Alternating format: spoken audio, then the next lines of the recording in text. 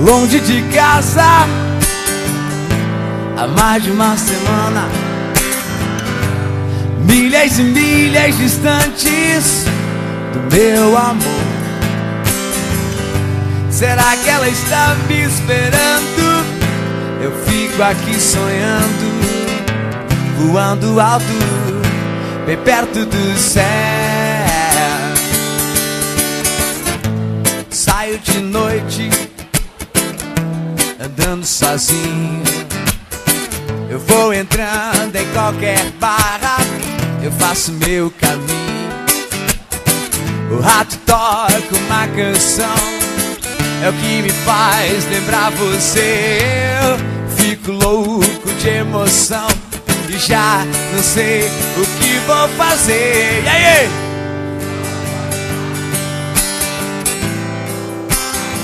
Não sei se vou voltar. Estou a 2 passos do Pai e meu amor vou te buscar. Estou a 2 passos do paraíso. Não sei por que eu fui dizer bye bye, baby, bye bye, bye bye, baby, bye bye.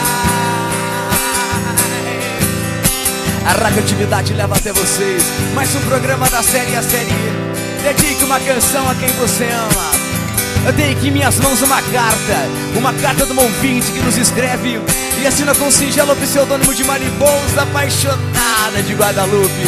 Ela nos conta que no dia que seria o dia mais feliz de sua vida, Arlindo Orlando, seu noivo, um caminhoneiro conhecido da pequena e pacata cidade de Miracema do Norte, fugiu, desapareceu, se escafedeu. Arlindo Orlando, volte, onde quer que você se encontre, volte para o seio de sua amada. Ela espera ver aquele caminhão voltando, de faróis baixos e de para-choque duro. Agora uma canção, canta pra mim, eu não quero ver você triste assim. Estou a 2 passos, não sei se vou voltar. Estou a 2 passos do paraíso e meu amor vou te juntar. Estou a 2 passos do alcoolismo. Não sei por que eu fui beber. Ai, vai.